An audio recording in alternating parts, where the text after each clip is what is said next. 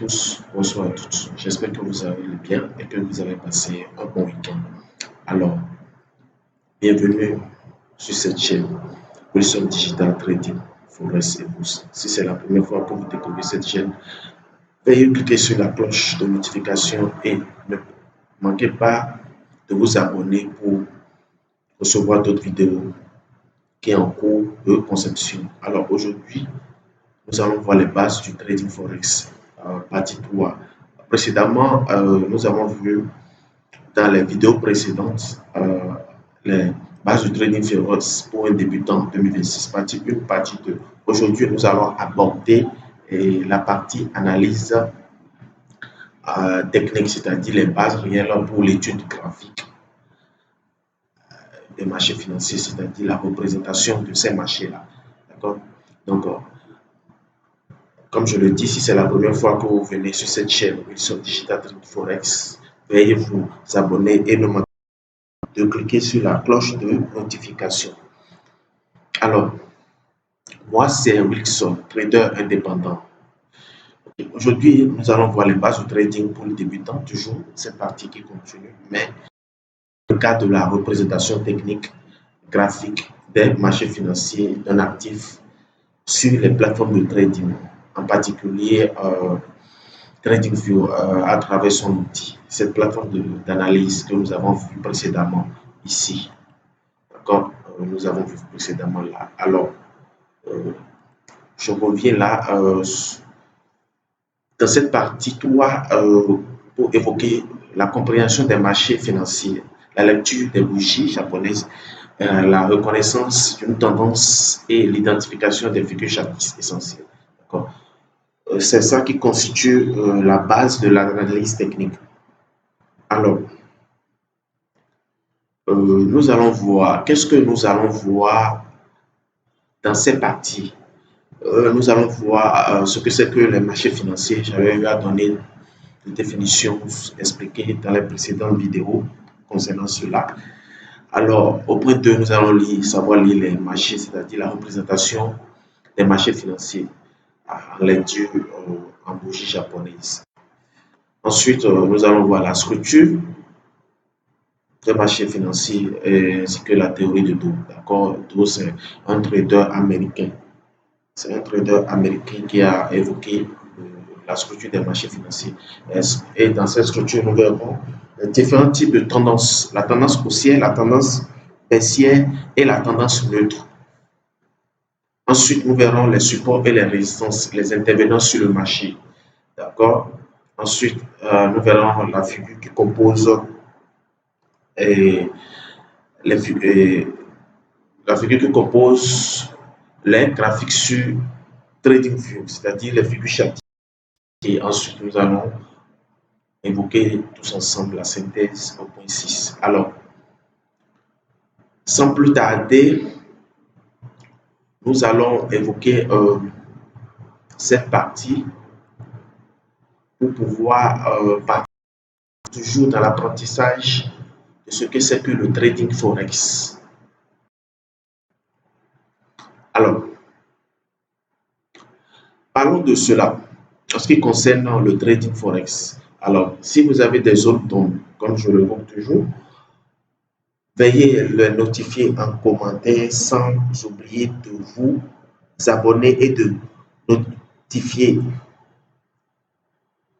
de cliquer sur la cloche de notification afin d'être notifié sur les prochaines vidéos qui sont en cours de conception pour vous, et veuillez me soutenir. Si vous atteignez 100, 200 abonnés, cela me motivera à faire d'autres vidéos pour vous expliquer certains concepts, d'avoir vos apprentissages pour devenir des traders indépendants et gagner de l'argent, pourquoi pas en vivre et atteindre certaines libertés financières avec le trading forex. Alors, j'ai eu à expliquer dans les précédentes vidéos ce que c'est que le trading forex, le métier du trader, et la vidéo à cela, remontez ici pour aller voir. Si vous avez des zones d'eau, notifiez-les en commentaire. Alors, nous allons voir en partie 3, d'accord, les bases de trading forex pour un débutant, toujours ce qui continue, les marchés financiers. Alors, nous avons eu à évoquer en 6 points ce que nous allons voir. Premièrement, parlant des marchés financiers.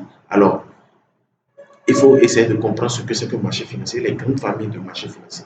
Alors, pour commencer, qu'est-ce que reprenons? Qu'est-ce que le marché financier? Il faut comprendre que le marché financier, c'est un lieu physique ou électronique, d'accord?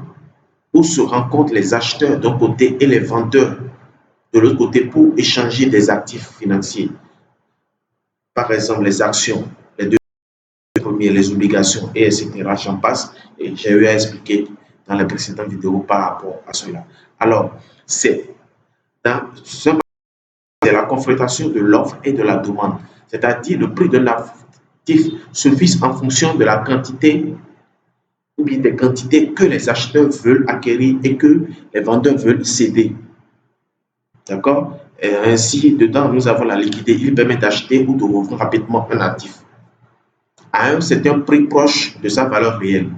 Le financement, en cela, on prend en compte le financement de l'économie. Il permet aux entreprises et aux États de lever des capitaux propres, des actions et des obligations. Donc, les grandes familles, pour évoquer cela, les grandes familles des marchés, nous avons les actions, comme j'ai eu à évoquer dans les précédentes vidéos, au début de la formation. OK, nous avons les actions. Alors, une action, c'est un achat, un part d'entreprise coté en bourse. Ça peut être une action Apple, LMVH, une action Microsoft, une action BOA, par exemple, pour la bourse régionale des valeurs mobilières, une action Tesla, une action Amazon, une action Alibaba, ainsi de suite, ainsi de suite. Donc, cela permet à des entreprises, des particuliers à l'État même, de pouvoir acheter ces actions-là. D'accord? Maintenant, nous avons les obligations. Ce sont des titres de dette émis par un État ou une entreprise rémunérés par intérêt. D'accord? Ensuite, nous avons le Forex. Nous allons nous intéresser au Forex, c'est-à-dire le marché des devises. C'est le plus grand marché au monde. D'accord? Échange d'une monnaie contre une autre. Donc, j'ai eu à expliquer le marché du Forex. Si vous avez des autres dont pas par rapport à cela, alors je vous prie de vous diriger vers la vidéo concernant sur cette chaîne. Alors, si c'est la première fois que alors ne manquez pas d'activer la cloche de notification. C'est Wilson, trader. Alors, j'évoquais la partie Forex. Donc, je disais que le Forex est le plus grand marché au monde.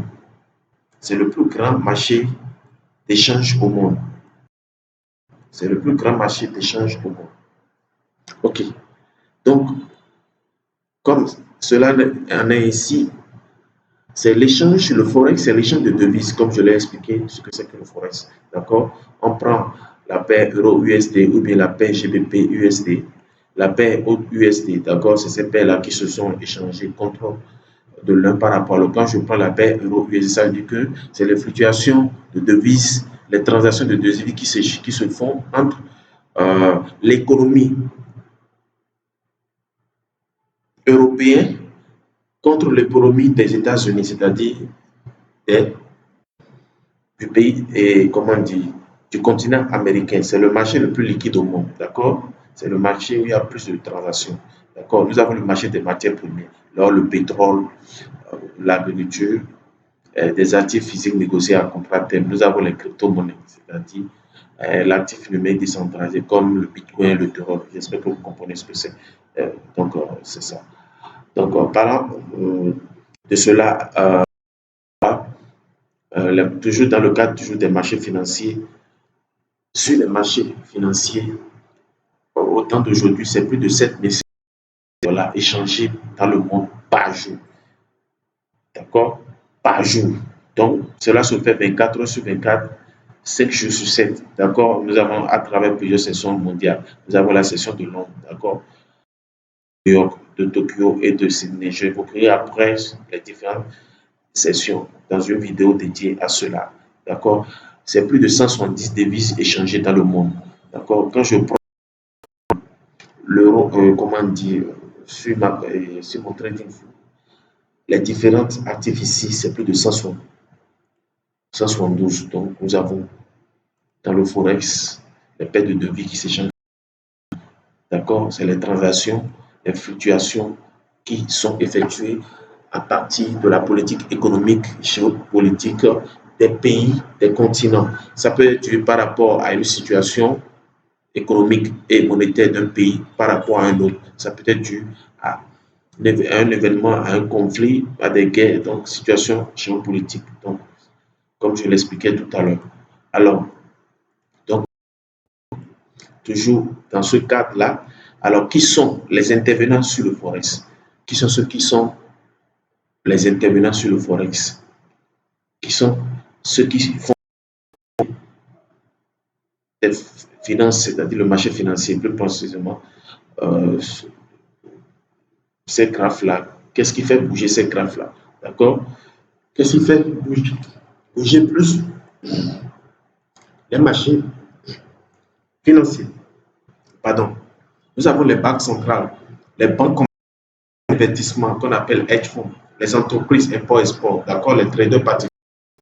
Nous faisons 2%, 2% des intervenants particuliers qui interviennent sur le marché. Sinon, les plus gros intervenants, ce sont les banques centrales, les fonds d'investissement. D'accord? C'est eux qui injectent, qui font le gros volume de transactions au monde. Et c'est ça qui impacte sur l'évolution du prix d'un actif sur les graphes, d'accord, sur les graphes et en marché financier. Alors, donc, ces intervenants, ces acteurs-là investissent beaucoup, effectuent beaucoup de transactions sur les marchés financiers. D'accord? Donc, c'est un peu ça. C'est un peu ça. Comprenez cela comme ça. Ce sont les plus gros intervenants. Donc, on prend du plus grand, les fonds d'investissement, les banques centrales, les entreprises d'import-export et les traders particuliers. Alors, si et on vient à un exemple, par exemple, la paire de devises, comme je l'ai expliqué dans la précédente vidéo, l'euro USD, d'accord? Sa cotation, son prix est égal à 1,0815, d'accord? Je vous ai expliqué ce que c'est qu'une cotation. Si vous avez des zones par rapport à cela, veuillez vous diriger vers la vidéo concernant à cet effet dans l'explication sur la chaîne. Alors, nous avons vu que c'est la devise, l'euro est la devise de base et l'USD est la devise de contrepartie. Donc, pour 1 euro, on a dit 1 euro s'échange contre 1,0875 au moment de sa cotation. D'accord? C'est le prix de l'euro en USD. D'accord? Donc, c'est ça qui est la cotation. Donc, comprenez cela comme ça. Donc, si vous avez des donc par rapport à cela, veuillez vous diriger vers la vidéo concernant à cet effet sur la chaîne. Alors, nous allons voir surtout la représentation des bougies, la représentation des marchés, les bougies, d'accord? Cette représentation-là, pourquoi on a le vert, on a le rouge, pourquoi on a ces bâtonnets, pourquoi on a ces bâtonnets, d'accord? Ok.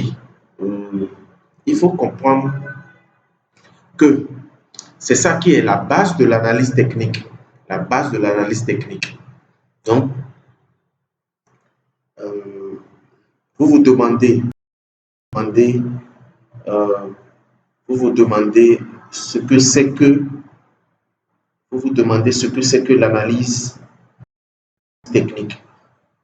L'analyse, vous vous demandez ce que c'est que l'analyse technique.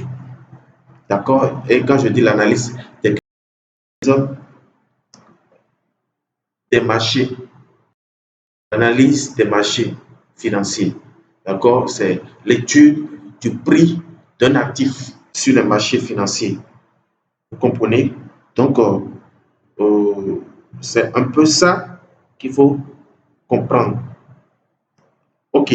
Donc, parlons de l'analyse technique en trading Forex. Alors, qu'est-ce que vous vous demandez?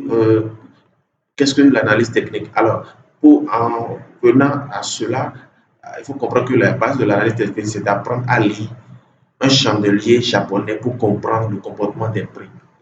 c'est apprendre à lire cette graphique-là. D'accord? C'est apprendre à lire cette graphique-là. Vous disiez que, bon, pourquoi tout ça là, c'est bleu, mais avec le temps et de la simulation, c'est dans votre compréhension des bases de la représentation des marchés financiers sous forme de bâtonnets là, qu'on appelle les bougies, vous accumulerez des connaissances pas mal, quand même plutôt impressionnantes. Donc ces bâtonnets là, nous avons, sont représentés. Donc, c'est ça qui représente les marchés financiers, d'accord? Ces bâtonnets là, on appelle, d'accord, les bougies, d'accord? Je vais en parler tout à l'heure. Donc, ok, donc la base de l'analyse technique. Alors, qu'est-ce qu'on appelle l'analyse technique? L'analyse technique est la méthode d'analyse la plus utilisée par les traders particuliers en bourse. Elle est basée sur l'étude historique. Elle est basée sur l'étude historique de cours et permet de prédire l'évolution du cours d'un actif. L'analyse technique, comprenez que l'analyse technique n'est pas une science exacte, elle est basée sur l'étude des probabilités. D'accord? Elle donne des signaux d'achat ou de vente qui peuvent être utilisés par l'étude ou l'analyse technique pour investir ou spéculer. Pour chacun de vous, c'est-à-dire les traders, vous pouvez obtenir un point d'entrée et de sortie de position précis. Alors, l'analyse technique, c'est quoi concrètement? Cela regroupe les éléments comme les figures Chatis, les chandeliers japonais, les indicateurs techniques, la représentation graphique, donc tout ça là, les indicateurs, donc nous avons ces indicateurs là. Donc, ok, j'ai dit les chandeliers japonais, les indicateurs techniques et la représentation graphique. Tous ces éléments permettent d'analyser la tendance. La tendance, d'identifier les phases de consolidation et de retournement, d'identifier les creux ou sommets ou encore d'anticiper les corrections.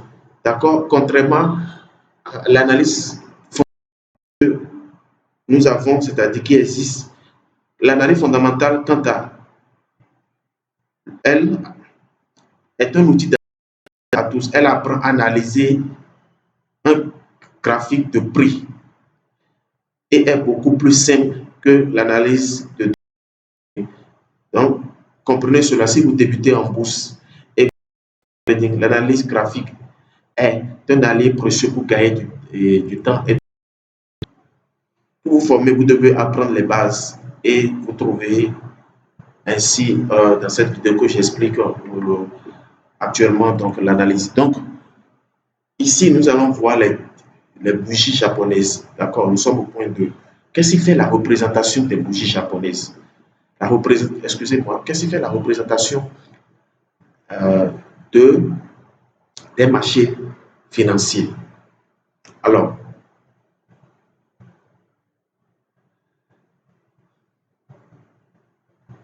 il faut comprendre que les marchés financiers sont représentés sous forme de bâtonnets. Et ces bâtonnets-là, on les appelle des bougies. Donc, ce sont des bougies. D'accord? C'est vrai, elles jouent un rôle fondamental et essentiel dans l'analyse technique. Donc, ces bâtonnets-là, on les appelle les bougies. Gardez cela comme ça. Alors, le terme bougie ou chandelier, c'est ça. Chandelier japonais, soit vous dites bougie japonaise ou chandelier japonais. D'accord? Alors, voilà comment est représenté le marché financier sur les graphes. Excusez, sur les graphes. D'accord? Soit vous dites, comme je le disais, chandelier japonais ou bougie japonaise. Alors, le terme bougie ou chandelier japonais désigne la représentation visuelle du prix d'un actif. Je reprends. Les chandeliers japonaises ou bougies japonaises désignent la représentation du prix d'un actif. Chaque bougie de trading affiche l'ouverture, d'accord? Et le plus haut, le plus bas et la clôture d'une période. Les bougies japonaises permettent d'analyser la force entre les acheteurs et les vendeurs, de lire la tendance et d'essayer d'identifier les zones de marché clés. D'accord? Ok, donc pour la représentation des marchés financiers sous forme de bougie, alors voilà comment se représente une bougie. D'accord, une bougie. Donc je viens sur mon application, excusez-moi, ok, c'est représenté comme ça. D'accord. Des fois, nous avons des bougies comme ça aussi. D'accord. Nous avons des bougies comme ça. Nous allons voir les différents types de bougies. D'accord. Nous allons voir les bougies comme ça. D'accord. Maintenant, pour le cas général, commençons par la représentation des marchés financiers. D'accord. Le corps, la représentation des marchés financiers. Le corps, la structure bougie. D'accord. L'anatomie d'une bougie. D'accord. Ok. Donc, veuillez garder en mémoire que il y a deux types de bougies. Nous avons les bougies baissières et les bougies haussières. D'accord. Pour les bougies haussières, elle est marquée de la couleur faite. Couleur faite. D'accord. Elle est marquée de la couleur faite. Donc, comme je le dis, une bougie représente le prix d'un actif période donnée. C'est le prix d'un actif sur une période donnée. D'accord. C'est le prix d'un actif sur une période donnée. Ok. Donc, quand vous voyez l'anatomie de la bougie, par exemple, je prends la bougie haussière quand elle est de couleur verte. Et quand vous regardez là, nous avons, je vais zoomer, d'accord? Je vais zoomer, nous avons la bougie haussière ici. Nous avons une bougie baissière, qu'elle est rouge. Bougie haussière, bougie baissière. Bougie haussière, bougie baissière. Bougie baissière, bougie haussière. Bougie baissière, bougie haussière. Donc, il faut comprendre que cette représentation du prix-là, d'accord?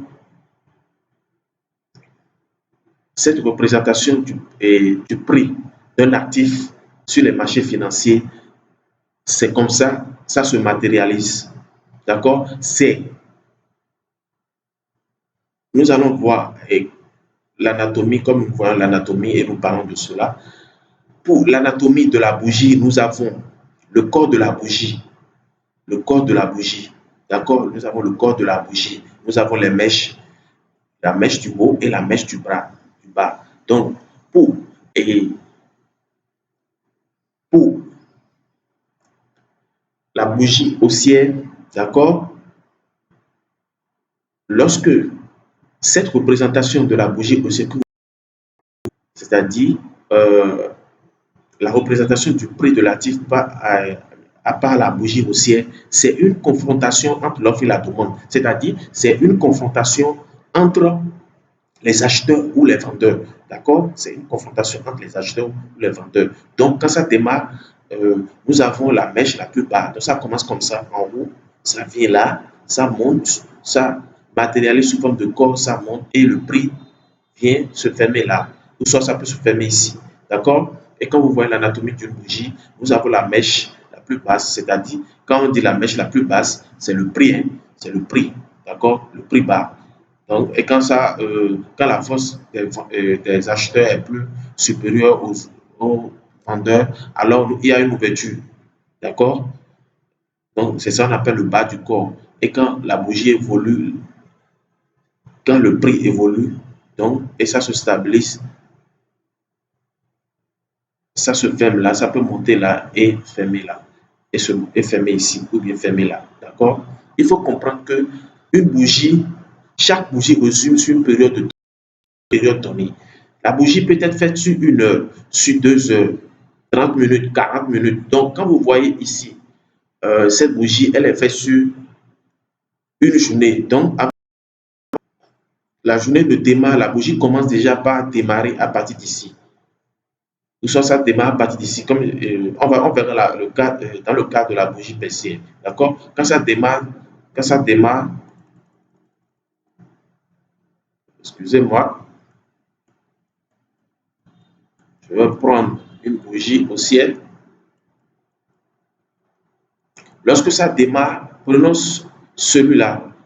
Lorsque ça démarre, donc il y a confrontation entre les acheteurs et les vendeurs. Donc, c'est l'évolution du prix d'un actif sur une période donnée. Ici, nous sommes sur une journée. Donc, lorsque la journée commence, il y a déjà affrontement entre les acheteurs et les vendeurs. Donc, la bougie, quand la bougie aussi elle apparaît à partir du bas, donc la mèche la plus basse. Donc, jusqu'à la fin de la journée, ça se stabilise. Si vous prenons sur une heure, d'accord, une bougie est égale à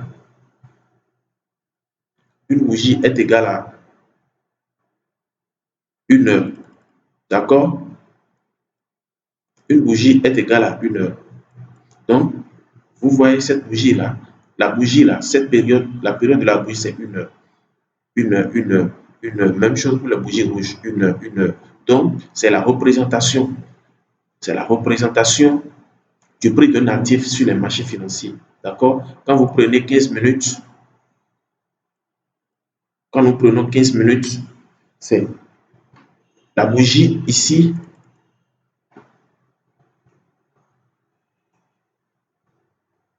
La bougie ici, ça fait 15 minutes. D'accord? Ça fait 15 minutes depuis l'ouverture jusqu'à la clôture. D'accord? Depuis l'ouverture jusqu'à la clôture. Une bougie est égale à 15 minutes. D'accord? Même chose pour les bougies rouges. 15 minutes. Lorsque nous verrons en une minute, une bougie est égale à une minute. Ça voudra dire que toutes les une minute, une bougie, une bougie va apparaître. Même chose sur 5 minutes, une bougie est égale à 5 minutes ici. Que ce soit le rouge ou bien le vert. Donc, toutes les 5 minutes, une bougie va apparaître. Donc, c'est l'affrontement entre les acheteurs et les vendeurs. D'accord? Comme ça. Quand je prends sur la période, ici, bon, en jargon, on dit time frame. D'accord? On dit time frame. C'était la période auquel la bougie apparaît. D'accord? Donc, quand vous voyez cela, ici, la bougie est égale à équivaut à 30 minutes. Donc, il y a souvent affrontement entre les acheteurs et les vendeurs, l'évolution du prix de l'actif, l'or contre le dollar américain pendant 30 minutes entre les acheteurs et les vendeurs.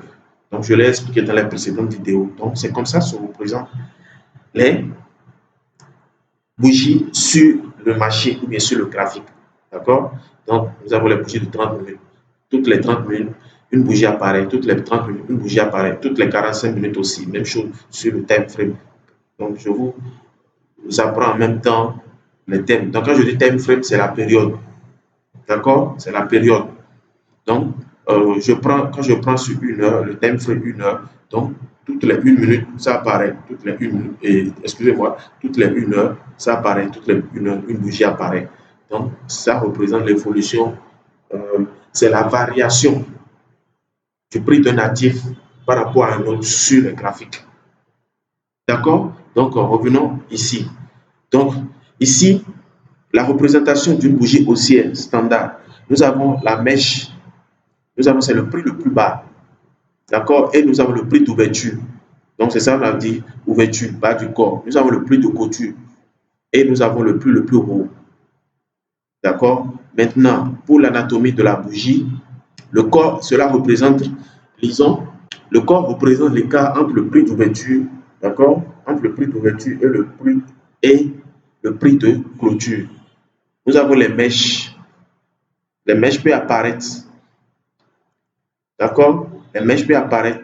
Euh, ici, par exemple,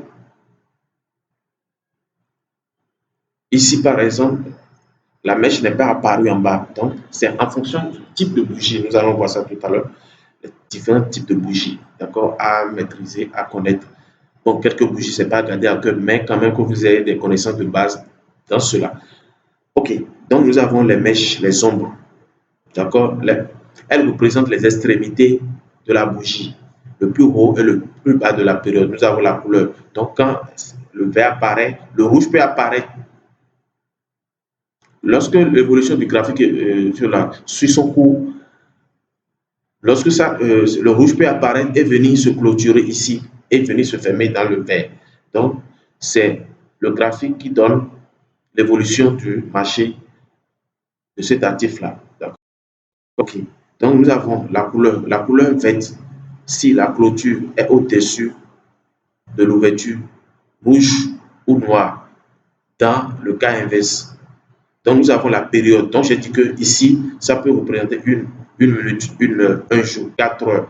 Donc, ce sont ces informations que vous devez avoir. Prix de clôture, prix d'ouverture, prix de clôture, prix le plus haut, d'accord, la mèche la plus haute, la mèche la plus basse. Donc, ce sont les informations sur l'anatomie d'une bougie. Alors, la période, une bougie peut représenter une minute comme une semaine, selon l'unité de temps choisie, c'est-à-dire le time frame. Donc, quand vous venez ici, l'unité de temps, je peux choisir pour sur du weekly par exemple, c'est-à-dire sur une semaine. Sur une semaine, donc une bougie représente une semaine. Avant que la bougie ne finisse de se matérialiser, il faut que ça commence le lundi et se termine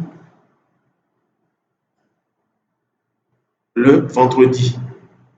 Donc ici, pourquoi je dis le vendredi? Parce que nous sommes sur les marchés financiers. Donc les marchés sont fermés le vendredi soir, 23 heures. D'accord? Et ça reprend à 0 heure. Non, ça reprend à 0 heure le dimanche et le lundi matin. D'accord? Donc c'est un peu ça. Donc, quand vous voyez, nous avons ça. Donc j'espère que vous avez les informations par rapport à cela. Donc, et quand on prend, c'est la même chose pour la bougie baissière. Quand elle est rouge, même chose. Même chose. Quand elle est de couleur rouge, ici, quand elle est de couleur rouge, d'accord? Ici, vous voyez que la mèche est plus grande que l'autre, que celui du bas. Donc, vous voyez, ici, c'est un Maro-Bouzou, par exemple, pour ce type de bougie. Elle n'a pas de mèche. Donc, ça veut dire que comment les intervenants sur le marché ont commencé sur le, sur le système financier. D'accord? Donc, c'est la compréhension qu'on peut avoir de cela. Donc, nous avons les bougies. Les bougies haussières et contre les bougies baissières. Alors, pour les bougies haussières, ça commence par le bas pour finir, pour clôturer vers le haut. D'accord? C'est pour cela que nous avons pris le plus bas, prix à l'ouverture et prix de fermeture et prix le plus haut. Donc, même chose. Ça commence par le plus haut. Le plus haut pour les bougies baissières. L'ouverture commence par le plus haut ici. Ça commence par le plus haut. Cela représente la force. Celui-ci représente la force des acheteurs. Pour la bougie baissière qui représente la force des, c'est les vendeurs qui priment sur les acheteurs. Donc, l'ouverture commence par le haut, d'accord? Et nous avons l'ouverture ici, donc, et la clôture se fait ici. Donc, d'accord? La clôture est supérieure à l'ouverture. Les acheteurs aussi ont dominé la période. Le prix a progressé, c'est ça. Pour ce qui est de la bougie baissière, la clôture est inférieure à l'ouverture. Les vendeurs baissiers ont dominé largement sur la période. Donc, si c'est sur 1 minute, 15 minutes, 30 minutes, 1 heure, 4 heures, donc ça voudra dire que sur cette bougie baissière-là, c'est les vendeurs qui ont dominé carrément sur les acheteurs. C'est pour cela que c'est rouge. Donc, c'est noter ça, cela. D'accord? Ici, maintenant, nous allons voir les différents types de bougies. Les différents types de bougies. D'accord? Nous allons voir les différents types de bougies avant que je ne parle des tendances. Alors, sachez qu'il existe en trading forex, bien sûr les marchés financiers, les différents types de bougies. D'accord? Nous avons gardé cela là comme ça. Je vais vous laisser les liens par rapport à cela pour que vous puissiez lire et comprendre les différents types de bougies. Alors, les différents types de bougies, nous avons le doji, nous avons le hammer, le marteau, l'étoile filante, le marteau inversé. D'accord? Pour le doji, nous avons le du corps quasi inexistant, signe d'indécision et les vendeurs. Nous avons le marteau en haut, longue mèche basse, apparaît en fait d'une tendance baissière. Bon, on verra la structure des marchés financiers. Donc, signal de retournement à la hausse. Donc, quand cette bougie est à la hausse, donc quand cette bougie apparaît, quand cette bougie apparaît à la fin d'une tendance baissière, c'est-à-dire le marteau, cela signale le retournement d'une tendance. D'accord? Cela signale le retournement d'une tendance. Ici, par exemple, je veux détecter là où il y a un marteau, par exemple.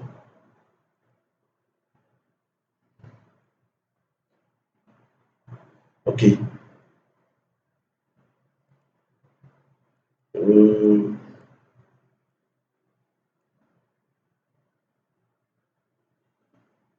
OK. Ici, nous avons un marteau, d'accord? Nous avons un marteau, vous voyez? Nous avons un marteau. Ici aussi, on a dit que ça apparaît à la fin d'une tendance baissière. Ici aussi, nous avons un marteau. Ici, c'est un doji, d'accord? Doji, marteau. Donc, vous allez voir, ça apparaît à la fin d'une tendance baissière. Alors, quand ça apparaît, ça monte. Cela signale le retournement d'une tendance haussière, d'accord? C'est ça, d'accord? C'est un peu ça. OK. Donc, si on scanne, on peut trouver rapidement les informations à cela.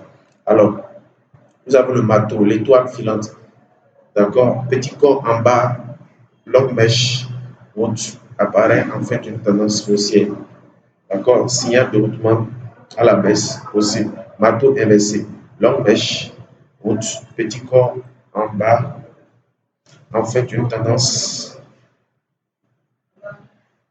à la baisse. Alors, nous avons, cela signifie la pression acheteuse à confirmer. Donc, nous avons différents types de bougies.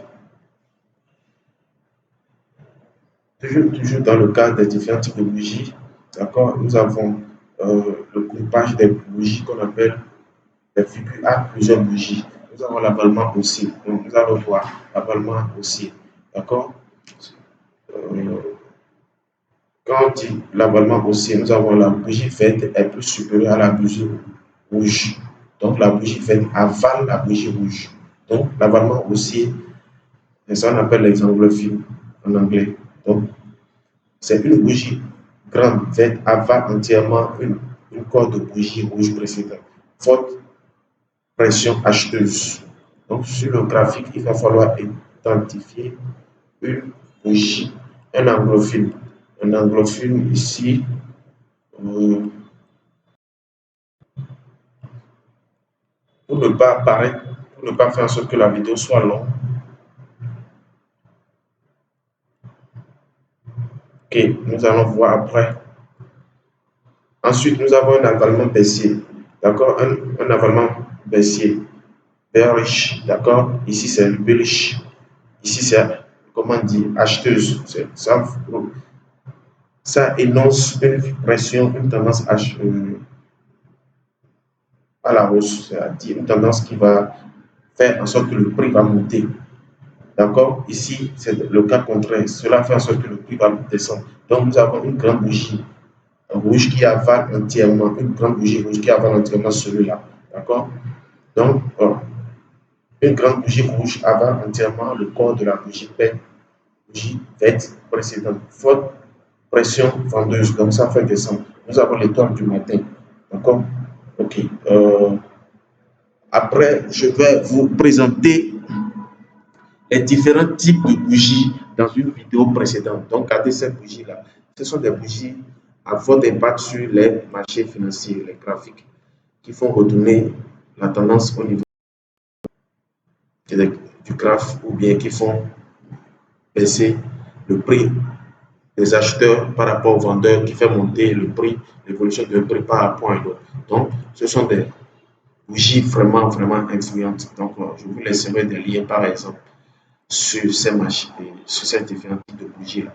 Alors, quand je viens sur euh, la plateforme Binance, par exemple, nous avons les articles concernant cela. Je vous prie de vous diriger par rapport, pour prendre connaissance de ça. Bon, d'accord, au fur et à mesure, vous allez familiariser avec les différents types de bougies. Nous avons le marteau, d'accord? Donc, c'est un peu ça. Comment le marteau inversé, la représentation. L'anglophile haussière, on vient de voir l'étoile du matin, d'accord? Les trois soldats. L'étoile du matin, c'est ceci. L'étoile du matin, c'est ça. C'est les trois soldats, d'accord? Euh, voilà, là, sa description qui est ici. Ensuite, nous avons les trois soldats blancs, d'accord? Sa description, elle est là. Après, je ferai des vidéos par rapport à cela. D'accord? Nous avons le hammer pendu. Donc, voilà sa description. L'étoile filante, sa description. Donc, ainsi de suite, ainsi de suite. Nous avons l'anglophile baissier. On vient de le voir tout à l'heure, l'anglophile baissier. D'accord? Donc, nous avons l'étoile du soir. Donc, elle apparaît en haut d'une tendance. Comme c'est le coupage de bougie, elle apparaît enfin par exemple d'une tendance haussière. Elle annonce le retournement d'une tendance à la baisse. On verra tout à l'heure les tendances. D'accord? Ok. Nous avons le rideau nuage. Donc, je vous laisserai des liens dans la vidéo, dans la description de cette vidéo pour que vous puissiez lire et prendre connaissance des différentes typologies. Ou soit si vous allez sur le net, vous allez prendre connaissance de cela. D'accord? Et au fur et à mesure que je conçois des vidéos par rapport à cela, vous allez vous familiariser avec les différents types de bougies. Ok. Bon, pour que la vidéo ne vous paraît pas aussi longue, nous allons parler de la structure de marché et la théorie de taux. Alors, pour comprendre comment évolue le prix dans le temps, les fondements de l'analyse de tendance. D'accord. Le principe ici, les principes de la théorie de taux. D'accord. Ok. Il faut comprendre que en trading forex, nous avons trois types de tendances. D'accord. Nous avons la tendance, quand on dit la tendance, c'est l'évolution du prix d'un actif le plus bas vers le plus haut. D'accord. Là, c'est la tendance haussière. Donc, comme c'est la tendance haussière, donc ça veut dire que le prix évolue comme ça. Ça, c'est la tendance haussière. D'accord? Ça, c'est la tendance haussière. Nous avons ce sommet-là. D'accord? Nous avons ce sommet-là. Nous avons ce sommet-là. Nous avons ce sommet-là, ce sommet-là. Ainsi de suite. D'accord? Le prix évolue en escalier. Il faut comprendre que sur les marchés financiers, le prix évolue en escalier. D'accord? Le prix évolue en escalier, comme ça, comme ça. Le prix ne fait pas comme ça une ligne droite. Non, non. Pourquoi ça évolue en escalier? C'est l'affrontement entre les acheteurs et les vendeurs. Donc, le prix n'évolue pas sur une ligne droite. Non. D'accord? Donc, c'est un peu ça. Donc, nous avons euh, la tendance haussière. Donc, je disais que nous avons la tendance. Cette tendance, d'après la théorie de taux, je disais que la théorie de taux, c'est une théorie inventée par un trader américain qu'on appelle Dow. Donc, c'est pour ça qu'on dit la théorie du taux. La théorie du taux dit quoi? Sommet haut, de plus en plus haut. Creux bas, de plus en plus. Creux bas, de plus en plus haut. Donc, ici, vous voyez qu'il y a des creux. Ici, vous voyez qu'il y a des creux. D'accord? Ici, vous voyez qu'il y a des creux. Donc, ici, c'est la tendance. Ici, c'est la tendance haussière. Donc, sommet haut, de plus en plus haut. Donc, ce sommet-là est plus haut que ce sommet-là. Vous voyez, quand le prix évolue, ce sommet-là est plus haut que ce sommet-là. D'accord? Le prix fait comme ça vient. Ça fait comme ça monte. D'accord? Ça monte. Ça. Donc, dans cette tendance-là, les acheteurs sont plus dominent largement sur les vendeurs. Donc, sommet haut, de plus en plus haut. Et le creux bas, de plus en plus haut. D'accord? Ça, c'est le principe de la théorie de taux dans une tendance haussière. D'accord? C'est cela. Maintenant, en ce qui concerne la tendance baissière, d'accord? Nous avons aussi la tendance baissière. Donc, ça fait comme ça. La tendance baissière, c'est ainsi. Et comme je l'ai dit, le prix évolue en escalier. Le prix n'évolue pas une droite comme ça. Non. D'accord? Donc, ça, c'est la tendance baissière. Et dans la tendance baissière, nous avons sommet haut de plus en plus bas. Sommet haut de plus en plus bas. D'accord? Et creux haut de plus en plus bas aussi. Vous voyez? Donc, ça, dans cette tendance, les vendeurs ont largement dominé sur cette période-là. D'accord? Donc, ici, nous sommes dans une tendance.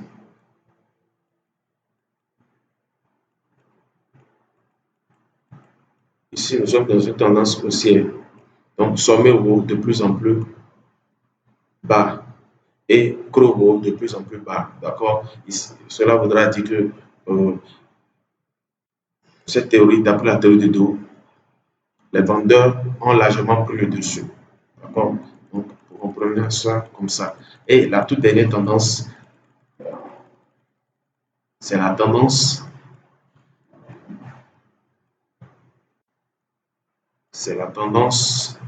neutre.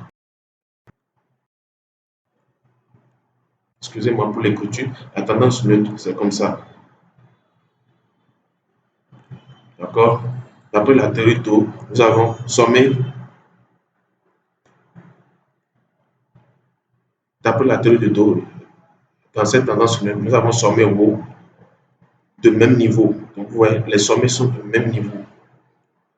Et les creux, c'est-à-dire, sont de même niveau. Donc, les sommets sont de même niveau. Quand je trace cette ligne, les sommets sont de même niveau. Cela voudra dire que, d'après la théorie de dos, les acheteurs et les vendeurs n'ont pas pris le dessus. Cela voudra dire que les vendeurs n'ont pas pris le dessus. Les deux sont à 50%, 50%. Donc, il y a confrontation entre l'offre et la demande. Donc, personne n'a pris le dessus. D'accord? Donc, cela est le vendeur. D'accord? Donc, dans ce type de tendance, on l'appelle la tendance neutre. D'accord?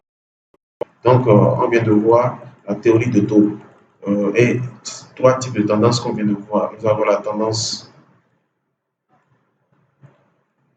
nous avons la tendance, nous avons la tendance haussière. La tendance haussière veut dire, je reprends, sommet haut de plus, sommet bas de plus en plus haut et creux bas de plus en plus haut. Donc, nous sommes dans une tendance haussière. Pour la tendance baissière,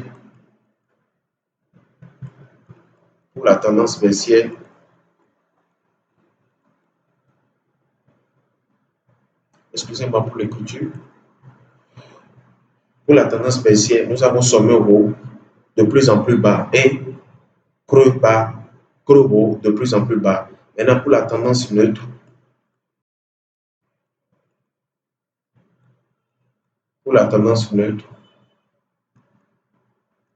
nous avons les sommets et les creux de même niveau, c'est-à-dire que les acheteurs et les vendeurs, personne n'a pris le dessus. Donc, tout le monde est resté au même niveau. Donc, c'est un peu ça. D'accord? C'est ça qu'on appelle les principes de la théorie de taux. Donc, tout à l'heure, nous venons de voir les différents types de tendance haussière, tendance baissière et tendance neutre. D'accord? Quand vous voyez ici, je parle de l'exemple, cela. Donc, je reprends. La tendance, c'est l'évolution du prix d'un actif, qu'elle soit en haut ou bas, vers une évolution future. Ça peut être une évolution dans le baissière ou une évolution haussière. Maintenant, dans le troisième cas, le prix varie entre deux couches, c'est-à-dire le prix n'arrive pas fluctue, le prix fluctue entre les deux couches. Okay. Ici, par exemple, sur le graphique, donc, je vous ai déjà montré ce que c'est que TradingView. Donc, si vous avez des autres par rapport à cela, veuillez vous diriger par rapport à la vidéo concernant cela. Alors, ici, nous avons une tendance. Si je le mets, je peux le traduire en ligne, d'accord? Nous avons cette tendance-là. Je reprends. Vous voyez, cette tendance, je peux dire que cette tendance, elle a, je ne le prends pas d'ici pour là. Donc ici, c'est une tendance haussière. D'accord? Vous allez voir ce sommet est plus haut, ce sommet est plus haut que ce sommet, ce sommet est plus haut que ce sommet, ce sommet est plus haut que ce sommet, ainsi de suite, jusqu'à ce qu'il s'est stabilisé pour se consolider et venir dans une tendance de consolidation. Excusez-moi, la tendance de consolidation appelle aussi la tendance neutre. Donc la tendance neutre, c'est là, on dit que la consolidation.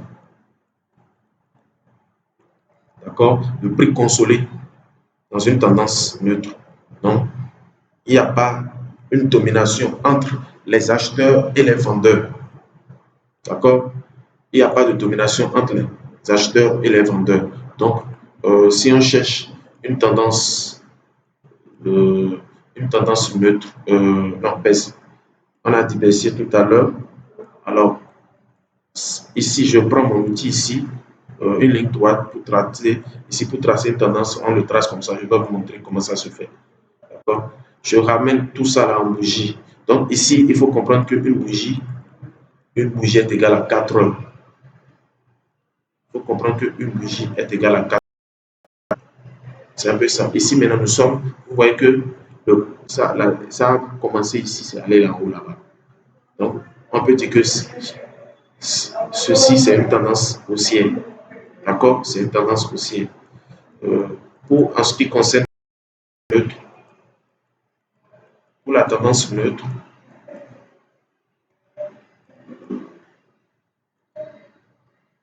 je veux prendre un exemple. Tendance neutre, là où le prix a consolidé. Excusez, je cherche toujours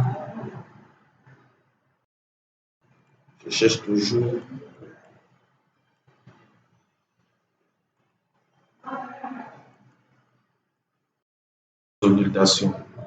Ok, je ne le trouve pas là. Je vous cherche une consolidation. Après, je vous ce sont les supports et les résistances. Je vous parle, on évoquera cela. Ici, on peut détecter une tendance neutre. Une tendance neutre, je prends l'outil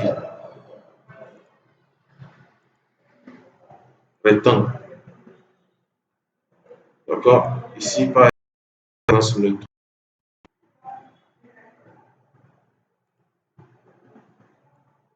Ici, c'est une tendance neutre.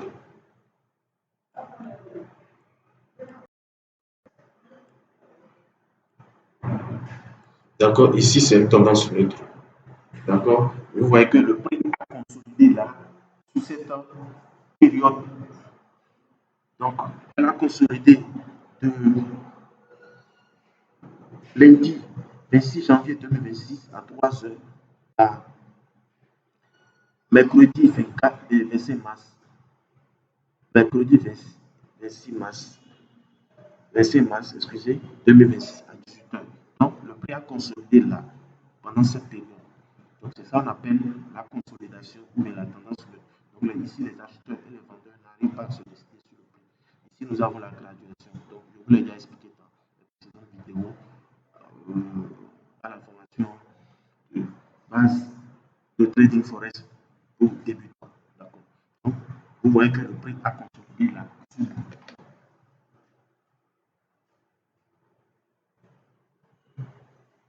Ok. Donc, revenons ici.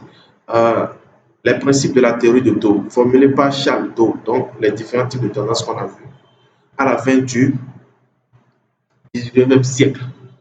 Elle pose les fondations de l'analyse technique moderne. Donc, j'ai eu à donner la définition tout à l'heure de ce que c'est que l'analyse technique. Ok.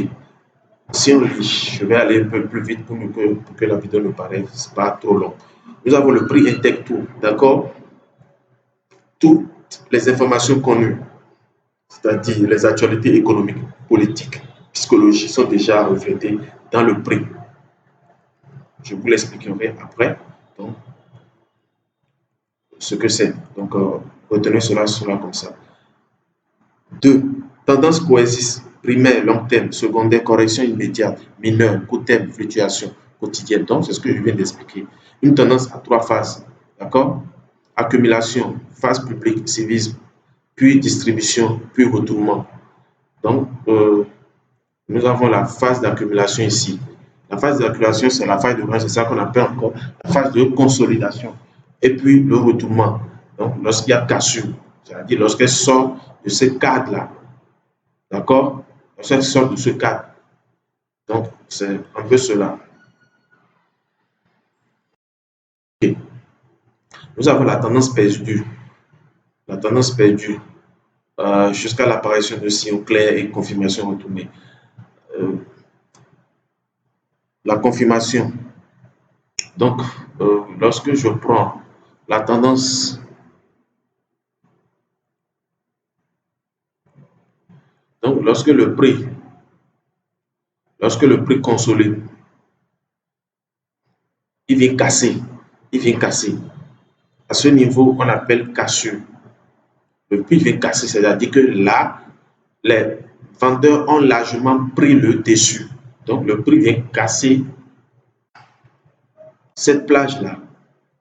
Donc, c'est ça qu'on appelle cassure ou bien le breakout ou le breakout. D'accord, on verra ça après lorsque je vais évoquer cela. Donc, c'est ça qu'on appelle confirmation mutuelle ou bien les confirmations mutuelles, ça peut être les bougies, les groupes de bougies. D'accord, ça peut être un anglophile, ça peut être un avalement baissier, ça peut être une étoile du matin ou bien une étoile du soir. D'accord, ça peut être un anglophile, un groupe de bougies, quoi. Donc, retenez cela à ce niveau. Donc, le volume confirme. Quand je dis le volume, c'est soit, vous voyez, c'est ce volume-là pour une bougie haussière ou bien ce volume-là pour une bougie baissière. Ça peut être un doji, ça peut être un mato, ça peut être un marobouzou. Donc, c'est les différents qu'ils sont en train de notifier cela pour montrer que, en termes de volume, donc voilà. Et comme trois structures de machine, nous avons haussière, d'accord? Nous avons la tendance haussière. Dans la tendance haussière, comme je l'ai expliqué, sommet haut et sommet bas de plus en plus haut et creux bas de plus en plus haut. Donc, ici, nous avons le creux bas. Ici, nous avons un creux bas qui est devenu. Ce creux haut est plus haut que ce creux. Ce creux haut est plus haut que ce creux. Donc, ainsi de suite, ainsi de suite. Vous comprenez? Donc, ce creux est plus haut que ce creux. D'accord? Ainsi de suite. Ce sommet est plus haut que ce sommet. D'accord? Ce sommet est plus haut que ce sommet. Ce sommet est plus haut que ce sommet. C'est plus haut que c'est ça. Donc, c'est ça qu'on appelle les lois, les, euh, les sommets. Retenez que les sommets sont des high low, c'est-à-dire c'est le sommet le plus bas, et les high high sont des, comment on dit, euh, les sommets les plus hauts. Donc le sommet le plus haut, c'est celui-là. Le sommet le plus haut, c'est celui-là par rapport à celui-ci.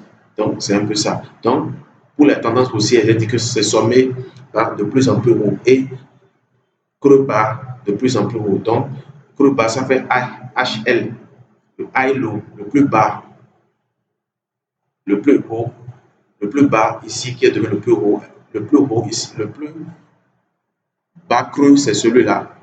C'est celui-là. Et le plus haut creux, c'est celui-là. Donc, ce creux est plus haut que celui-là. Ce sommet est plus haut que celui-là. Donc, sommet bas de plus en plus haut, creux bas de plus en plus haut. Donc, pour les creux, c'est-à-dire les basses, on appelle un petit HL. HL. Donc, c'est pour dire high low. High low, c'est en anglais. D'accord? High low, low, ça fait dire bas. Donc, le H, ça fait high, high. Donc, le plus haut. Donc, suite de sommet et de creux de plus en plus haut. Donc, high, higher high et higher low. D'accord? Pour la tendance baissière, comme je l'ai expliqué, c'est le même principe. Donc, sommet, et nous avons le sommet haut de plus en plus bas, creux haut de plus en plus bas aussi. Donc, suite de sommet et de creux de plus en plus bas. Donc, c'est un peu cela. Nous avons le marché neutre, le marché rond, c'est-à-dire la consolidation. Le prix évolue entre le support et la résistance. Je vais expliquer ça en direction claire. Donc, c'est ce que j'ai donné tout à l'heure ici en trading forex. D'accord? OK. Donc, le prix évolue comme ça. Les lignes que je trace là, dites-vous que c'est en même temps les bougies. Hein. D'accord? Si je viens ici, je peux faire une représentation des graphiques sous forme de ligne. D'accord? Vous voyez comment ça se présente? Je peux faire ça sous forme de ligne. Après, je vais vous expliquer les outils là.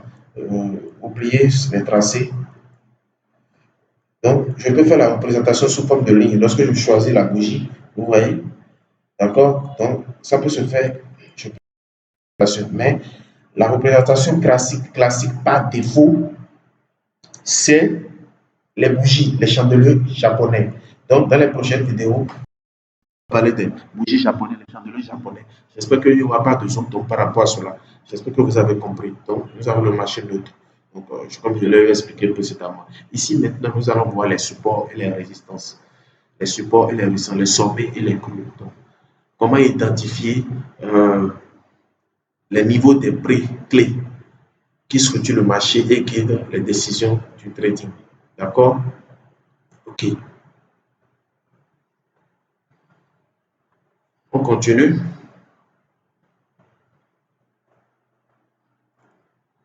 OK, je vais prendre, excusez. Alors, qu'est-ce qu'on appelle, euh, qu'est-ce qu'on appelle un support? Qu'est-ce qu'on appelle une résistance? D'accord? Qu'est-ce qu'on appelle un support? Qu'est-ce qu'on appelle une résistance? Alors, un support, tout ça, ce sont des thèmes de l'analyse technique de base. D'accord? C'est le thème technique de l'analyse technique dans l'analyse de vos graphiques. D'accord? OK. Après, on verra d'autres concepts dans l'évolution de la formation de base pour débutants. OK. Comprendre les supports et les résistances. OK. Vous voyez, lorsque le prix futur d'un actif, par exemple sur l'euro, je prends l'euro USD, d'accord? Le prix, il arrive que le prix futur, l'évolution de l'actif, ou bien le prix de cet actif, ou sur cette paire-là, fluctue, d'accord? Donc cela voudra dire, comme je l'ai dit, nous sommes dans une tendance neutre. Ici, maintenant, nous sommes dans une tendance neutre. D'accord? Ici, c'est le sommet. Ici, c'est le sommet. Ici, c'est le sommet. Sommet, sommet. Ici, c'est le creux. Le creux, le creux, creux. Vous allez voir que dans cette tendance neutre, les acheteurs, c'est la confrontation entre les acheteurs et les vendeurs. D'accord? Donc, la résistance, c'est quoi? C'est le traçage, c'est-à-dire, c'est le niveau de prix. C'est le niveau de prix. D'accord? C'est le niveau de prix que les acheteurs ou les vendeurs n'arrivent pas à se décider. C'est un support. C'est le niveau de prix où les acheteurs ici et que les acheteurs et les vendeurs n'arrivent pas à se décider. Donc, quand je prends la résistance, c'est quoi? Lorsque le prix évolue, d'accord, il vient, je suppose qu'il vient ici. Arrivé là, ça, ça n'arrive pas à dépasser, ça n'arrive pas à dépasser un certain seuil. Donc, l'évolution du prix de sur cette paire-là n'arrive pas à dépasser certains prix. C'est cette zone-là qu'on appelle la.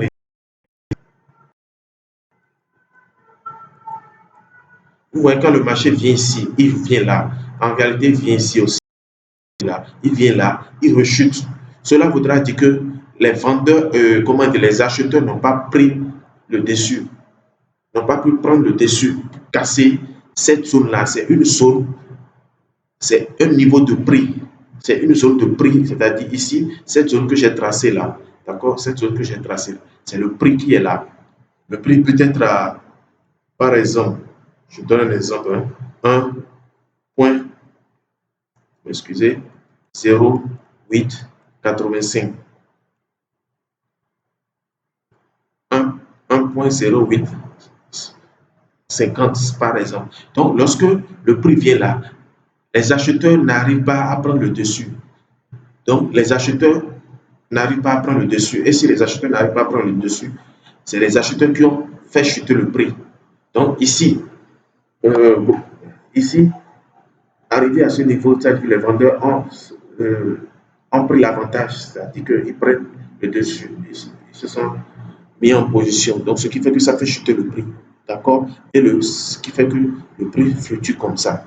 Donc, c'est un niveau, c'est une zone de prix où les acheteurs n'arrivent pas à prendre le dessus. Mais ceux qui prennent le dessus, ce sont les vendeurs.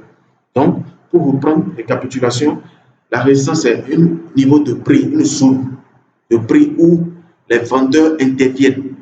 Regardez cela comme ça. C'est une zone où les vendeurs interviennent plus et qui fait dominer ces vendeurs-là par rapport à ces acheteurs. Donc, ce qui fait que le coût de l'évolution de cet actif chute. Donc, nous avons cela. Nous avons cette ligne-là. Donc, quand le prix vient ici, les vendeurs entrent en position et font chuter le prix. Même chose, quand ça repart, ça revient. Ça repart, ça revient ici, ça rechute. Donc, c'est ça qu'on appelle la résistance. D'accord? Même chose pour cette ligne-là que j'ai tracée, qui est le support. On appelle le support. D'accord? Quand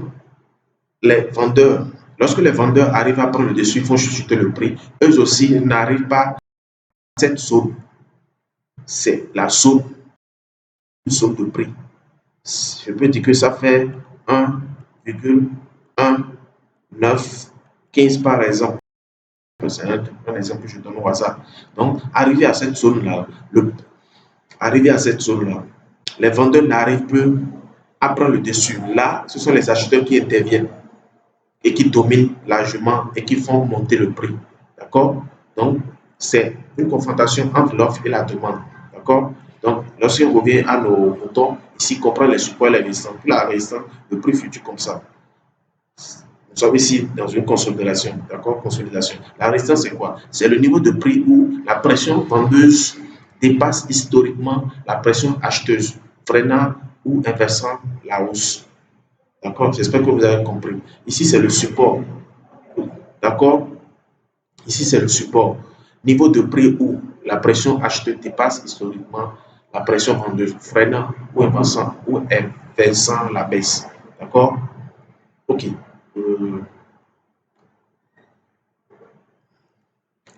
Si je m'excusez, OK? Cela voudra dire le support, c'est le support, on va nommer ça S. D'accord? Quand le prix vient comme ça tape, ça repart, ça tape, ça repart, ça tape, ça repart, ça tape, ça repart, ça tape, ça repart. Donc, vous remarquez que le prix, le support ici, c'est au niveau du creux. C'est les creux. D'accord? C'est les creux. Et c'est ça qui est la zone. Donc, c'est les creux. Alors que la résistance, retenez ça comme ça, la résistance, c'est le sommet. Là, c'est les vendeurs. Ici, c'est la résistance. Je nomme ça R. Vous allez voir ici, ici et là. Donc, pour revenir sur notre exemple palpable, je viens là. Je viens en daily. En trading view. En trading view, je vais prendre un exemple où il y a consolidation. Il y a consolidation. Je prends par exemple ce tracé-là. Lorsque j'ai pris le tri, je trace comme ça. D'accord? Donc, je peux l'effacer. Donc, j'ai tracé cette résistance. J'ai remarqué que le prix lorsqu'il vient là, il rechute. Le prix, lorsqu'il vient là, il rechute. Ça veut dire que les vendeurs sont entrés en position. D'accord? Ici aussi, c'est le support. D'accord? Ici, c'est le support. Je trace, je remarque que le prix. Donc, si je. Le rectangle là, c'est un outil de trading view. Donc, après avoir ajouté toutes ces informations, on le prend ici et on fait ce tracé-là. Donc, on peut tracer cette zone. Dans notre analyse, on remarque que le prix, quand il vient là, il chute. C'est-à-dire que le prix n'est pas venu en haut de cette palier. D'accord? Le prix n'est pas venu en haut de cette palier. Vous allez remarquer que le prix est en train de consolider entre cette zone sur du daily, d'ici une journée. Ici, vous comprenez en même temps les thèmes techniques. Ici, c'est les thèmes frames. Donc, je disais qu'une bougie est égale à une journée. Lorsque on est sur 4 heures, une bougie sera 4 heures. D'accord? Lorsqu'on sera sur 30 minutes, une bougie sera 30 minutes. D'accord? Une bougie est égale à 30 minutes. Quand on prend 5 minutes, une bougie sera 5 minutes. Une bougie sera 5 minutes. D'accord? Donc, revenons en daily. En daily, ça fait une journée, une bougie est égale à une journée. D'accord? Une bougie est égale à 24 heures. Donc, vous allez remarquer que ici, le prix a consolidé. En réalité, le prix a consolidé. Euh, le prix n'a pas dépassé cette zone. Il n'a pas pu dépasser cette zone-là. Donc, c'est ça qu'on appelle la résistance en trading. Donc, c'est un niveau de prix. Et ici, le niveau de prix, ici, ça correspond ici à 1,735. D'accord? Ici, sur la plupart des devises, j'ai dit que c'est le quatrième chiffre après la virgule. D'accord? C'est le quatrième chiffre après la virgule. Donc, c'est un peu ça. Ici, c'est la résistance. Donc, les acheteurs n'ont pas pu dépasser cette zone-là, dépasser cette zone pour venir ici. Ils n'ont pas pu dépasser cette zone-là pour venir ici. Ils n'ont pas pu dépasser cette zone pour venir ici. Donc, ici, vous allez remarquer que c'est une zone de prix. D'accord? C'est une zone de prix. Même chose, donc, cette zone de prix-là, c'est ce qu'on appelle la résistance. Ici, c'est les intervenants. Ici, ce sont les vendeurs. Ils dominent largement. Alors qu'ici, le support, c'est une zone de prix aussi. Ça, c'est destiné pour les acheteurs. Les vendeurs n'arrivent pas à dépasser cette zone. D'accord? Arrivé ici, ça remonte. Donc, ici, quand il revient là, il descend. Quand il revient là, il descend. Quand il remonte là, il vient là, il remonte. Il revient là, il descend, il remonte. Donc, ainsi de suite, ainsi de suite. J'espère que vous avez compris. Donc, ça, c'est le support. OK. Excusez, je vais supprimer ce bois là pour rendre mon graphique propre et ne pas polluer mes analyses. OK, donc le support, c'est le niveau de prix où la pression acheteuse dépasse historiquement la pression vendeuse. J'espère que vous avez compris. Freinant ou inversant la baisse. C'est bien compris, j'espère. OK. Là, dans ce cas,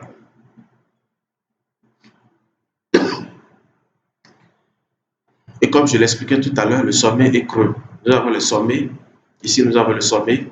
Nous avons le creux. Nous avons un autre sommet. Nous avons un autre creux. Un autre sommet. Un autre creux. Donc, les sommets, le swing high. Après, je vous expliquerai les différentes manières de trader, les différentes catégories de trading. Donc, le swing high, point local le plus haut, entouré de plus bas, prix le plus bas, le plus bas, et d'autres. Il matérialise souvent une résistance potentielle. D'accord? OK.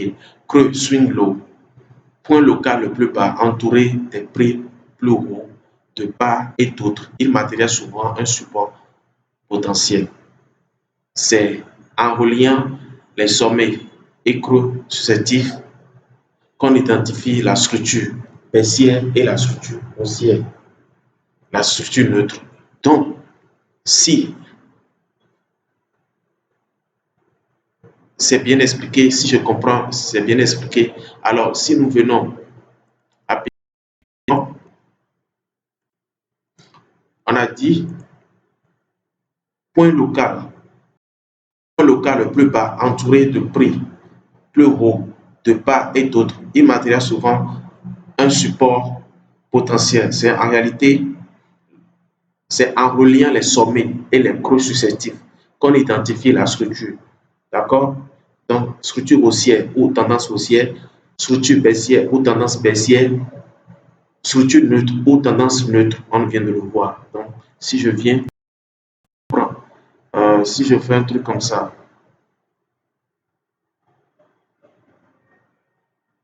d'accord? On a dit c'est en repérant les sommets. Ici, ce sommet est plus haut que ce sommet. Ce sommet est plus haut que ce sommet. Ce sommet est plus haut que ce sommet, ainsi de suite. D'accord? Nous avons ce creux est plus bas que ce sommet. Donc, ce creux est plus bas que ce creux. ce creux est plus bas que ce creux. Ce creux est plus bas que ce creux. Donc, nous avons dans une tendance haussière, et si dans une tendance haussière, on voit que sommet bas de plus en plus haut. Donc, sommet bas de plus en plus haut. D'accord? Et toujours dans une tendance haussière, creux bas de plus en plus haut. Et si on trace ce tracé-là, excusez-moi, on appelle ça un support oblique. Un support oblique. D'accord? Donc ici, si je trace, vous voyez, on a dit qu'en reliant les sommets, vous voyez, en reliant les sommets, ici, c'est une résistance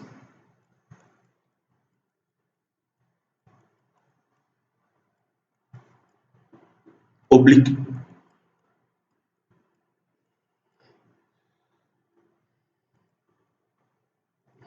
Donc, nous avons les supports.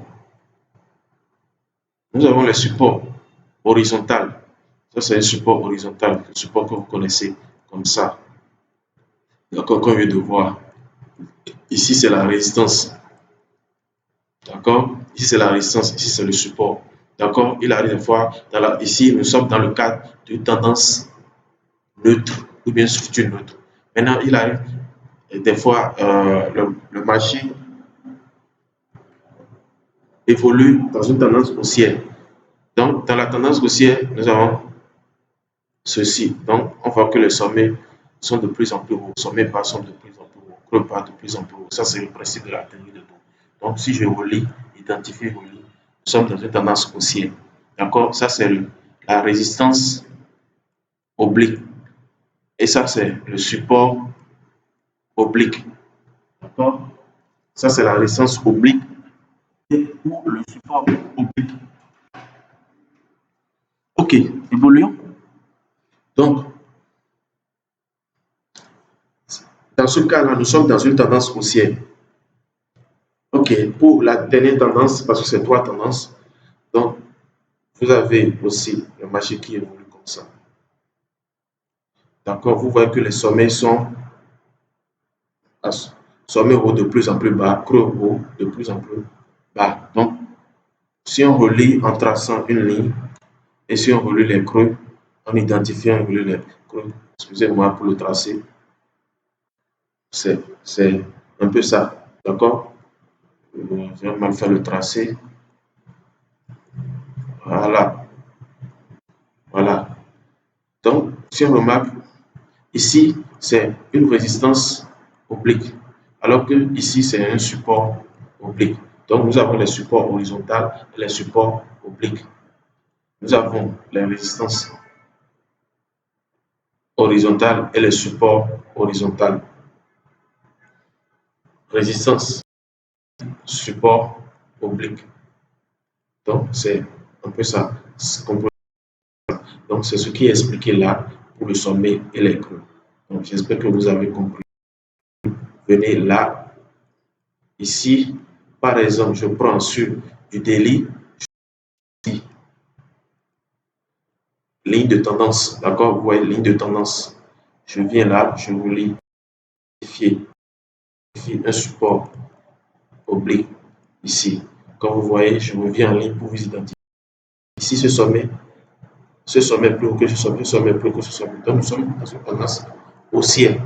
Ici, il a fait une tendance haussière consolidée, d'accord?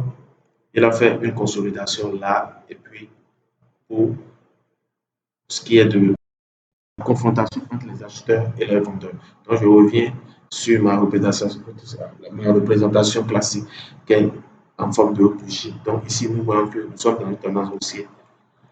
Pour ce qui est de la tendance baissière, je vais identifier une tendance baissière pour vous.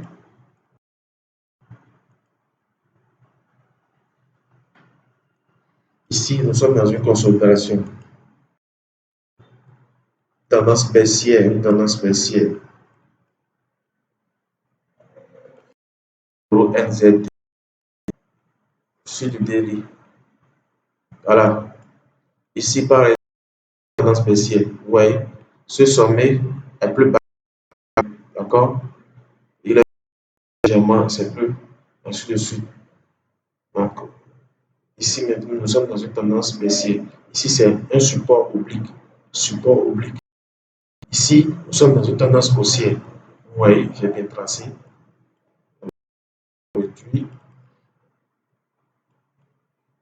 Voilà. Ici, nous sommes dans une tendance haussière. Vous voyez les sommets, même si tous les sommets ne sont pas obligés de toucher la ligne. D'accord? Tous les sommets ne sont pas obligés de toucher la ligne. Donc, mais vous remarquez que ça évolue dans ce sens. Nous sommes dans une tendance haussière. D'accord? Donc, vous voyez qu'il y a des creux là qui évoluent à la hausse.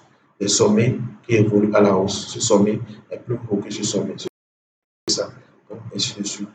Ainsi de suite. Ici, il a un peu consolidé. Ça, ici, par exemple, ici, c'est une tendance neutre. Et à partir de là, il a pris l'envol. D'accord? Il a pris son envol. Si je ramène à ce niveau-là, donc c'est un peu ça. Nous avons, pour ajouter les time frames, c'est-à-dire les périodes, vous venez là, lorsque vous êtes dans votre trading view, vous pouvez les ajouter. Et si vous voulez l'ajouter, par exemple, sur un mois, vous cliquez sur ajouter aux favoris. D'accord? Quand vous ajoutez favoris, ça apparaît là. D'accord? Maintenant, pour la faire disparaître, vous le décrochez et il disparaît. Donc, voilà, vous personnalisez votre environnement, vous ajoutez votre pour lequel vous voulez traiter ainsi. D'accord? Au fur et à mesure, je vous présenterai le graphique, c'est-à-dire TradingView pour votre analyse. Toujours dans l'analyse technique, nous allons voir les figures chartistes. Vous allez remarquer que sur les marchés, vous allez remarquer que sur les marchés, les figures se forment.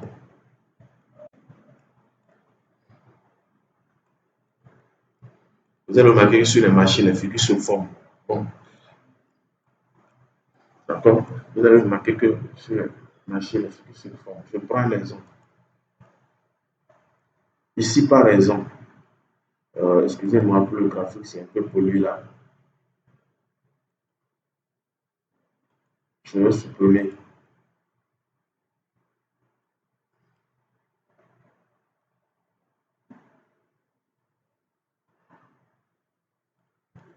D'accord? Ici, par exemple, vous allez voir que le marché, la figure se forme. Il a fait une figure et puis voilà, il a tapé là, il est venu là, il a tapé là. Ici, il est resté au même niveau. C'est, vous avez remarqué ça donne l'impression de dessiner un schéma. Et ces schémas-là, on les appelle, c'est les figures Chatis. Il existe des figures Chatis en trading forex. D'accord? Il existe des figures Chatis en trading forex. Ce sont des configurations récentes formées par le prix qui aident à anticiper la suite d'une tendance. D'accord? Nous avons différents types de figures. Elles apparaissent en pause au sein. Nous avons différents types de figures. Nous avons les figures de continuation et les figures de retournement de tendance. Pour les figures de continuation, c'est des schémas, des figures,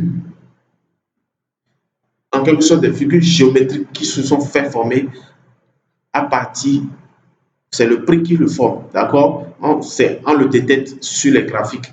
On le détecte sur les graphiques, d'accord? Après, au fur et à mesure, dans l'apprentissage, je vous montrerai les figures chatistes. Donc, nous avons le drapeau, le flag. Nous avons comme figure chatiste de continuation, nous avons le faneur, le penant, d'accord? Un petit étant de consolidation symétrique.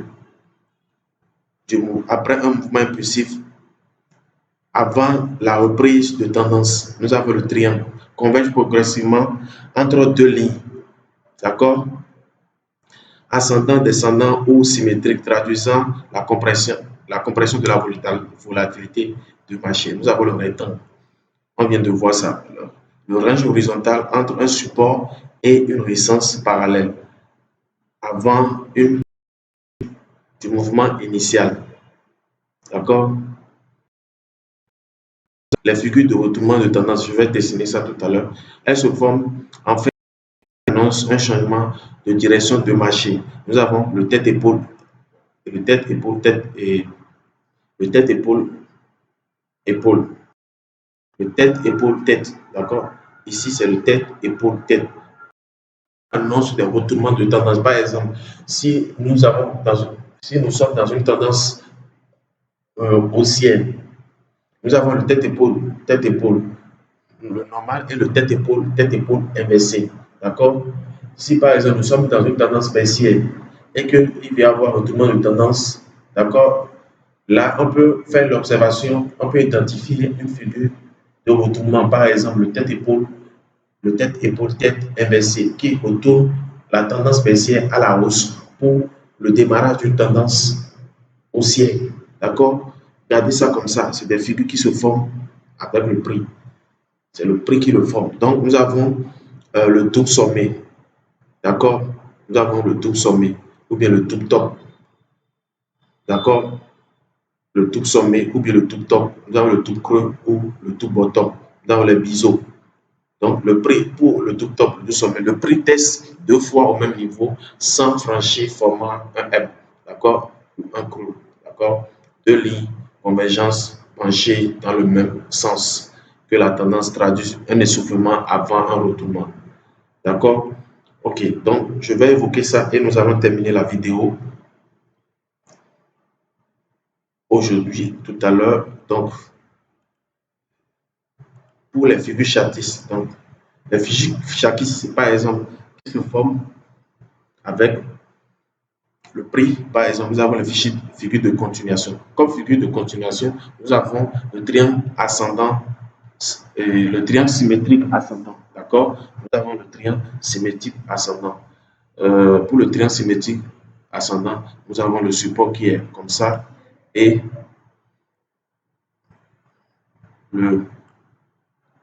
la résistance qui est comme ça et le prix évolue comme ça.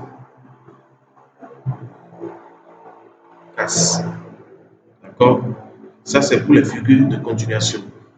Nous avons le range, on a vu le range. Toujours pour les figures de continuation, nous avons le range comme ça. On vient de voir ça. D'accord?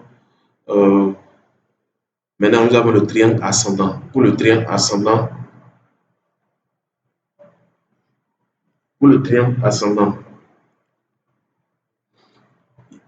bon, ici, je viens pour le triangle ascendant.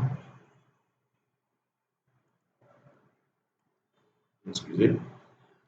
Nous avons une résistance oblique et une résistance horizontale suivie d'un support oblique. Donc, le prix fait comme ça. Par exemple, je vous présenterai dans les vidéos. Ça casse la résistance. Donc, ici, nous avons une résistance horizontale et un support oblique. Ça, c'est ce qu'on appelle le triangle. D'accord? Dans le cadre de figure de continuation. Nous avons le triangle descendant. Nous avons le triangle descendant. Le triangle descendant est matérialisé par un support horizontal et une résistance oblique. Donc, le prix fait comme ça. Le prix évolue comme ça. On verra ça au fur et à mesure que je ferai la vidéo. Je vous présenterai la figure d'abord. D'accord? Allez faire des recherches sur les figures de continuation, les autres figures de continuation. D'accord? On a vu le range. Maintenant, ça, c'est quelques figures que je vois. On ne peut pas voir toutes les figures. Je évoquerai les autres figures, une vidéo. Je parlerai correctement des autres figures pour que vous puissiez comprendre. D'accord? Mais je vous donne déjà l'eau à la bouche pour que vous sachiez comprendre cela. D'accord? Maintenant, pour les figures de continuation, donc, on a évoqué ici. D'accord? C'est les figures qui font retourner la tendance. C'est les figures qui font retourner la tendance. Notez ça comme ça. D'accord? C'est les figures qui font tendance. Les figures qui font retourner la tendance. Alors que les figures de continuation qu'on avait vues tout à l'heure, les triangles ascendants, les fanions, les drapeaux. Il y a le drapeau aussi. Nous avons le drapeau ascendant. D'accord? Le drapeau ascendant, c'est comme ça. Toujours dans le cadre des figures de continuation, le drapeau ascendant est comme ça. Le prix évolue comme ça. D'accord? Ensuite, nous avons le drapeau ou bien voilà, excusez-moi, nous avons le drapeau ascendant, c'est ça. Le drapeau ascendant, c'est ceci. D'accord?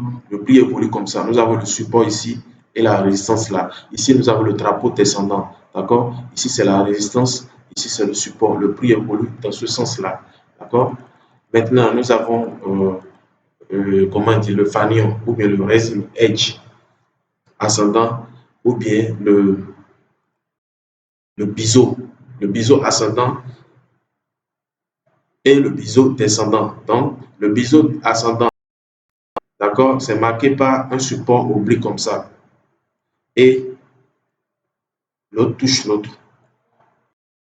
Biseau ascendant, le prix évolue. Et quand vous pouvez prendre par exemple une position ici, buy, d'accord, et espérer gagner et mettre un tes profils là, d'accord. Donc après, je ferai une vidéo dédiée à cela. Nous avons pour les figures châtisses, les figures de continuation, nous avons le biseau descendant, une résistance oblique avec un rapprochement de support oblique rapproché comme ça. Donc, c'est le biseau descendant, d'accord. Voilà. Tout ça, c'est pour les figures châtisses de continuation qui, la plupart qui interviennent. Donc, je dis le triangle ascendant, le triangle descendant, le triangle symétrique ascendant, le triangle symétrique descendant. D'accord? Le fanion, c'est-à-dire le biseau ascendant et le biseau descendant, les drapeaux ascendants et les drapeaux descendants. D'accord? Tous ces panoplies de figures châtisses que vous devez garder, connaître, avec le temps, vous allez le maîtriser. Ici, quand vous voyez une telle figure, souvent, d'habitude, euh, on définit une zone de prix, on met peut-être un sell là, d'accord? On met le stop loss là, pour prendre le take profit. Voilà, le take profit. Excusez pour l'écriture.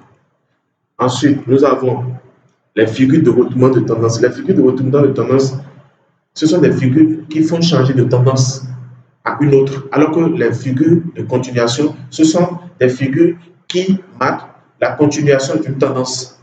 C'est bon?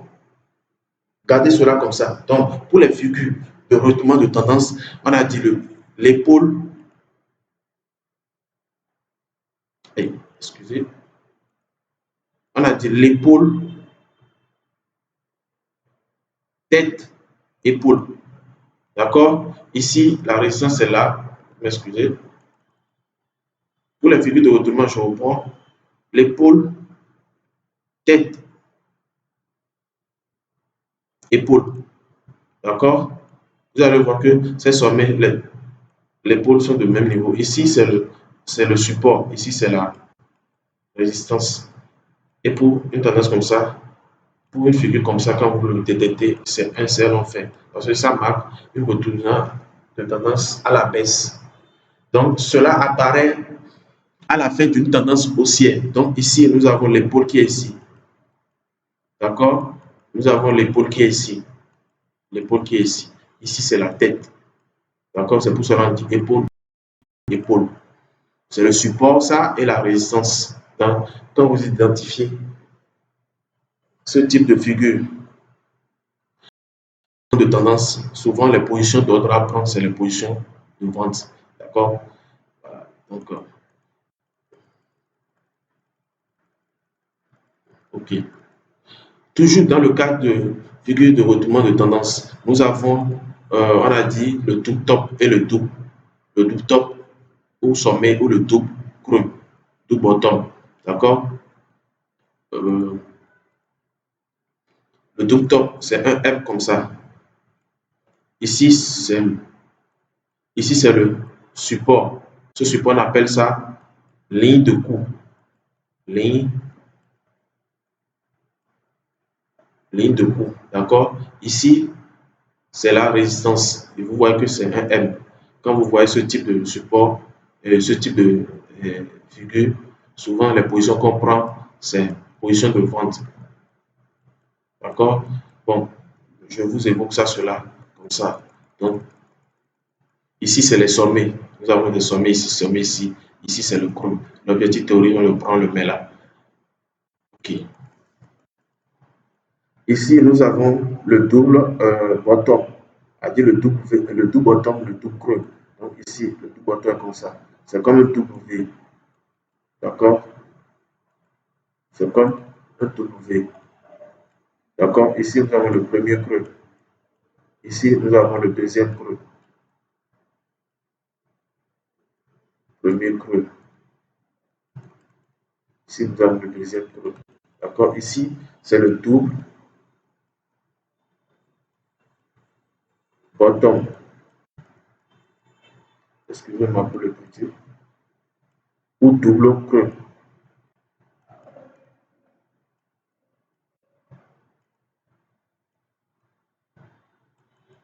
Voilà, ça c'est le premier creux, le deuxième creux, ça c'est le sommet. Cette ligne, on appelle ça ligne de coup.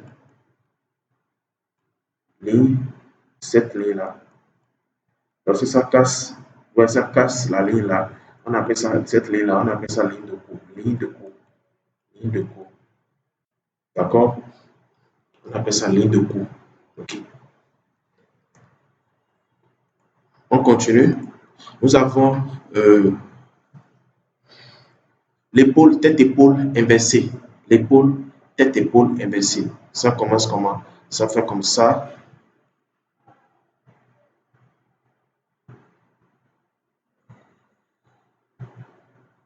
Voilà.